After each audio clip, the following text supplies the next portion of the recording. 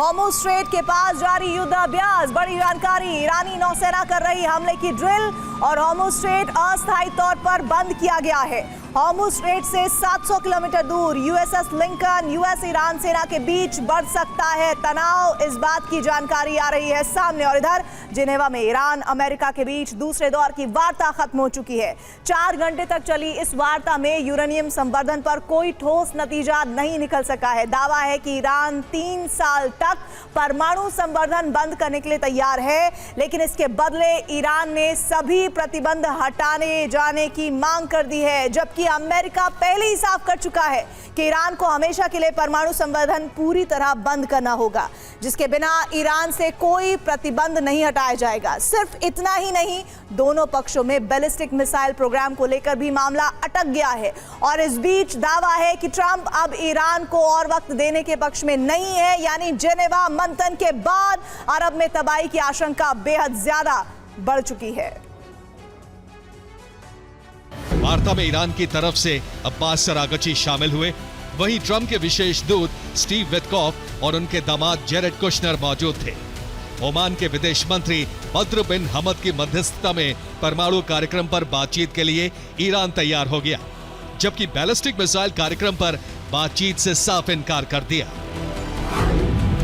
Reports के मुताबिक Iran ने 3 साल के लिए यूरेनियम संवर्धन रोकने के संकेत दिए हैं। संवर्धित यूरेनियम का कुछ हिस्सा भी रूस भेजने के लिए तैयार हो सकता है, लेकिन बदले में अमेरिका को सभी प्रतिबंध पूरी तरह से हटाने होंगे, जबकि अमेरिका पहले ही पूरी तरह से यूरेनियम संवर्धन बंद करने की बात कर चुका है। इसके बिना ईरान को प्रतिबंधों में कोई रियायत नहीं दी जाएगी।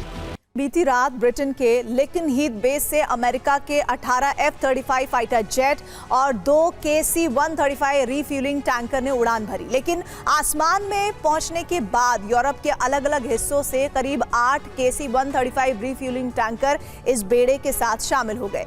अमेरिकी फाइटर जेट और KC-135 टैंकर्स ने करीब 3800 किलोमीटर की दूरी तय की, जिसके बाद ये फाइटर जेट और फ्यूल टैंकर जॉर्डन में मौजूद मुवफ़्फ़क़ साल्ती एयरबेस पहुंच गए, जहां सभी F-35 फाइटर जेट्स ने लैंड किया, लेकिन KC-135 फ्यूल टैंकर आगे बढ़ गए। ये टैंकर यहां से उड़ान भरते हुए क्रिती द्वीप पर मौजूद केनिया एयरपोर्ट पर लैंड हुए और फिलहाल यहीं मौजूद हैं। वार्ता से पहले ये पूरी मूवमेंट ईरान पर हमले की तैयारी के तौर पर देखी जा रही है।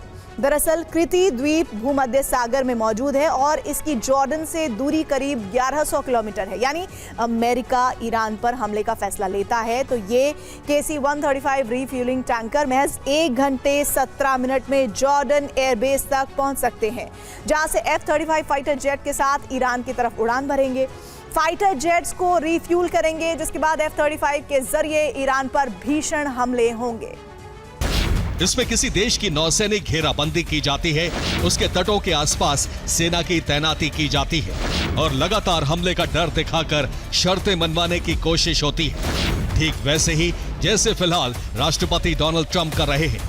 अमेरिकी इतिहास में इसे बिग स्टिक डिप्लोमेसी भी कहा जाता है। कि यूएसएस अब्राहम लिंकन ओमान के पास मौजूद है और इसकी ईरानी तट से दूरी करीब 700 किलोमीटर बताई जा रही है। यहाँ से F-35 फाइटर जेट महज 25 मिनट में ईरान पहुंच सकते हैं और ऐसा किसी भी वक्त होने की आशंका है, जिसका सबूत बीती रात हुई अमेरिकी ड्रिल से मिल गया है। दावा है कि आधी रात यूएसएस अब्राहम लिंकन से अमेरिकी नेवी ने एक वॉर ड्रिल की। ये ड्रिल बेहद सीक्रेट थी। एयरक्राफ्ट कैरियर के डेक से कई EA-18 और F-35 फाइटर जेट ने उड़ान भरी और रात के वक्त डमी टारगेट्स को निशाना बनाने का अभ्यास किया।